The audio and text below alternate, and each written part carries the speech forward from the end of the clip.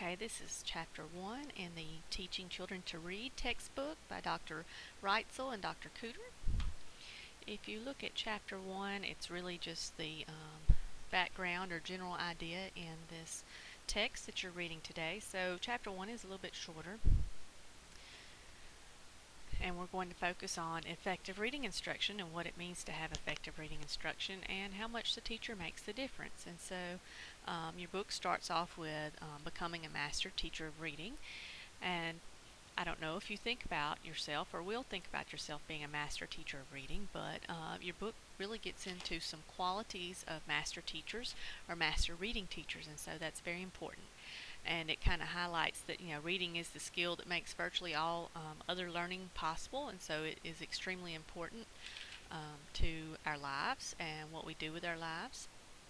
And so master teachers, they know that you can't just sell what you don't know, and they try to make themselves very knowledgeable.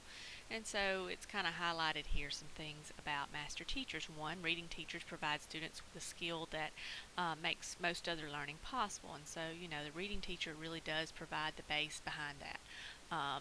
We know those skills have to be taught, but we also believe that teaching reading is far more than simply teaching the skills, and that's a part of being a master teacher, okay?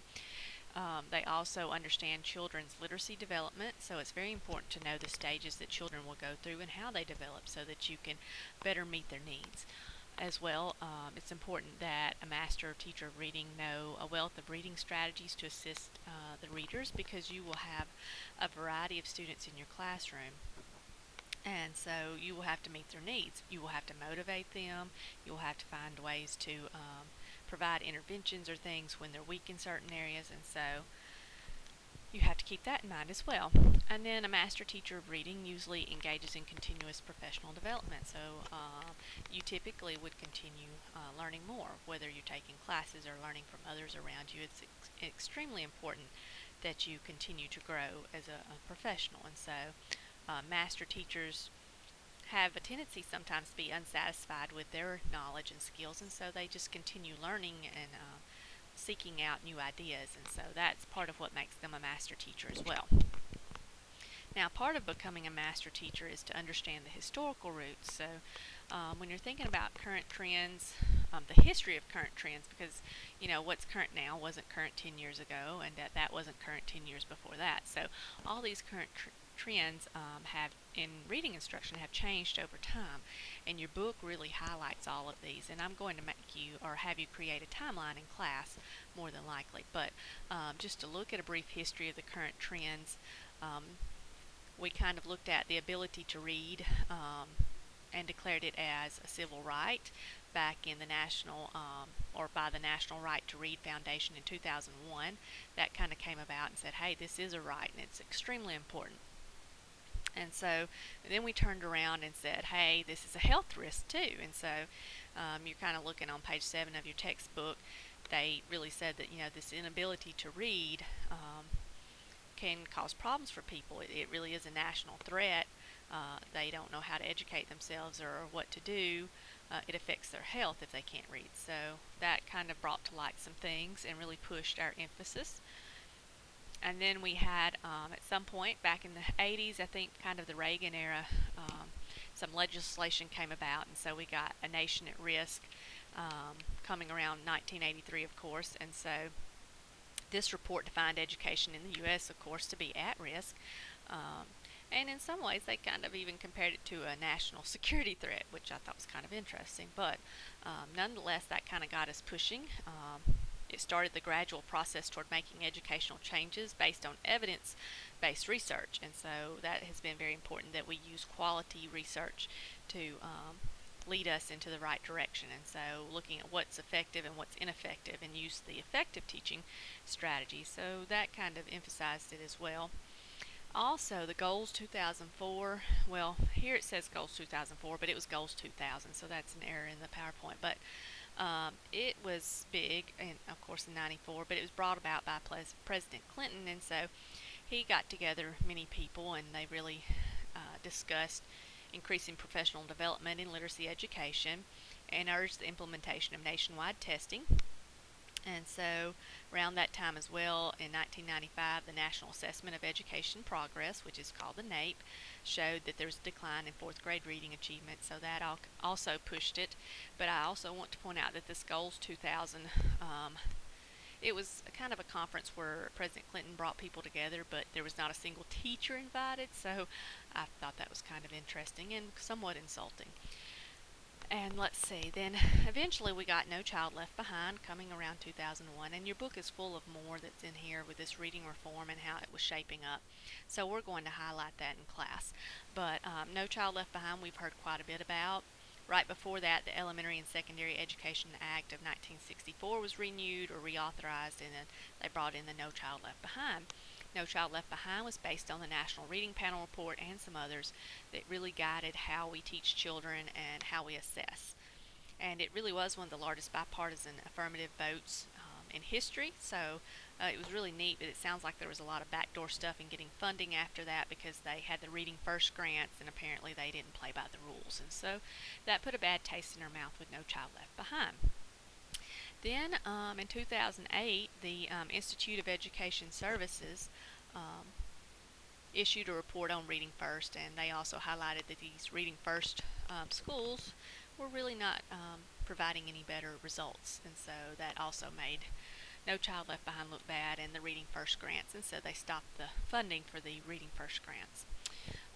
Your book then gets kind of into what is reading, and so I really want you to be thinking about what is reading, what you think reading is, and then what reading is as a whole as far as what experts are saying about it today.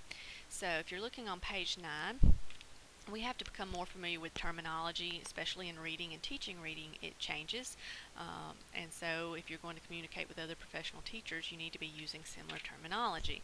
So we really need to think about what you would describe reading as, and so at some point we were looking at it as a set of print-based decoding and rudimentary thinking skills, and eventually we went to a more complex development challenge. And so you look through that, pages 10 and 11, and it really highlights some different definitions, looking at learning not as a simple task. I mean, reading is not a simple task, but it's a struggle for many children, and so this kind of gives you several multifaceted looks at reading, and so it highlights some things that children need to do. And so some of the early reading skills that they kind of mentioned that students really need, and this helps them to be on their way to comprehending, which is kind of the ultimate goal in reading. One would be hearing your individual sounds, or hearing and being able to manipulate individual sounds in spoken words. This is known as phonemic awareness, and we'll talk about it more.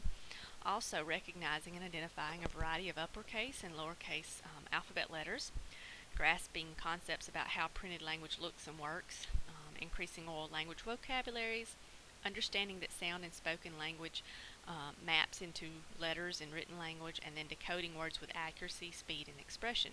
Now we'll talk about all these skills a lot more, but these skills are very important for students to have. It's the base knowledge for them to work towards comprehension. And some of the writing skills that come along, there's this curiosity with children with writing letters at home especially, and so we use that curiosity to help them identify letters around them, learn how to spell their names, and we build on that, and that builds kind of a cognitive footprint in their brain that they can continue building on. And so some of the skills that we think they need, that initial proficiency, is one, handwriting, forming the upper and lowercase letters; two, understanding and using mechanical conventions like your punctuation marks; and then learning to encode words into print. And so then you think about it and you write it instead of reading it and making it into a word orally. So then we get into the teacher making the difference, and your book really gives you a lot of research talking about how important the teacher is in helping children and seeing the gains. And so your book throws out the question the authors do: what is the primary ingredient in the recipe for every child's reading success? Of course, the answer is an effective classroom teacher who has the ability to teach reading to a group of children who have a variety of abilities and needs. And this is what you're going to come into or run into in the classroom. You're really going to have a variety of students, and you've got to be able to meet all of their needs. And so your book again highlights that with some research.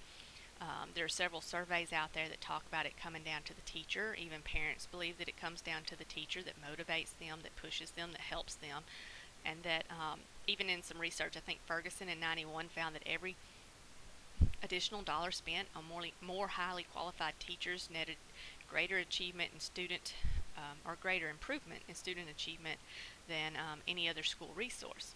So it's very important that we put a lot into training teachers and them being more qualified rather than just the resources. You can't just buy good books, you've got to have a great teacher. And research also suggests that the teachers influence student academic growth more than any single factor, including families, neighborhoods, and the schools that the students attend. So you play a key role. And something that we've put out there now to help teachers is literacy coaches. And so your book mentions that even Cinderella had a coach. Literacy coaches really can help teachers walk behind them, give them more knowledge, help them to grow in their professional development.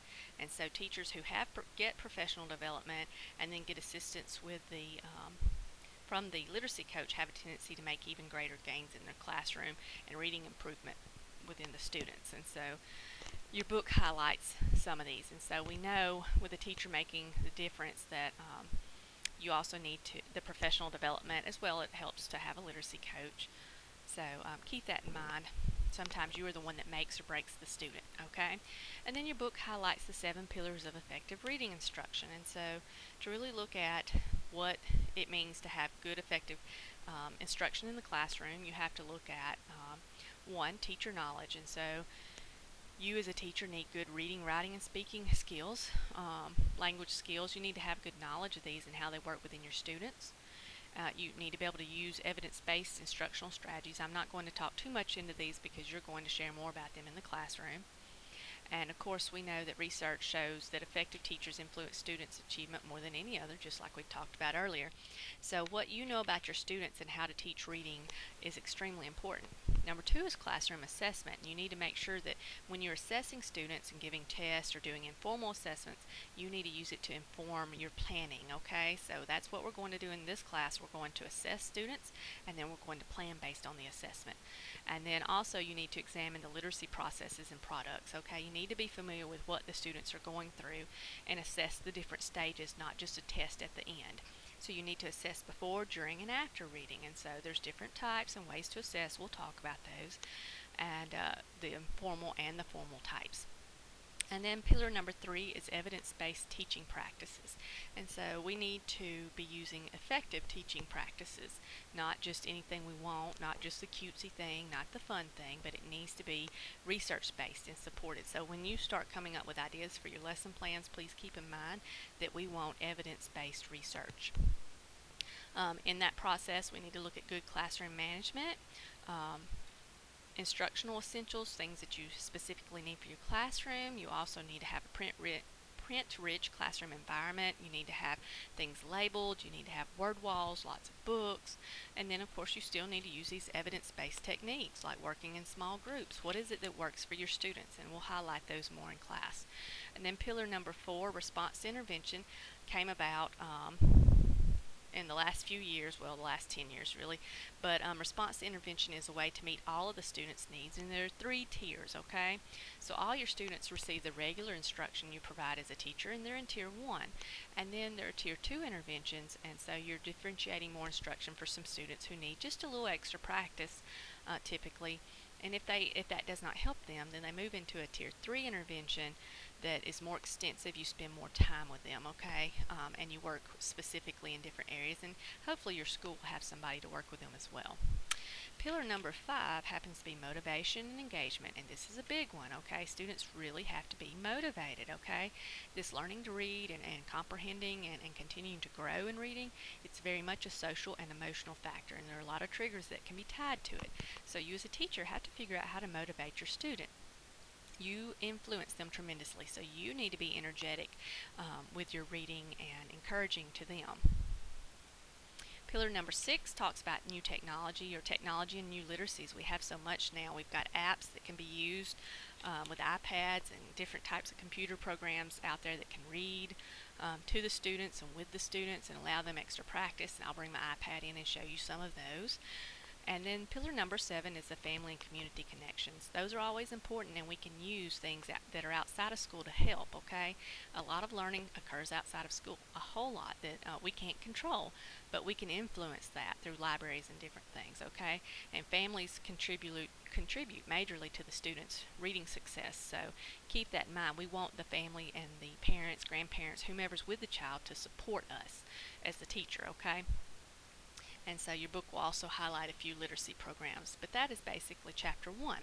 For your webcast question, I want you, 1, to highlight the qualities of a master teacher. And 2, what is reading? I want you to define reading, not just in your own words, but what is a current definition of reading given the experts' suggestions. And that is it for this class, for this first webcast.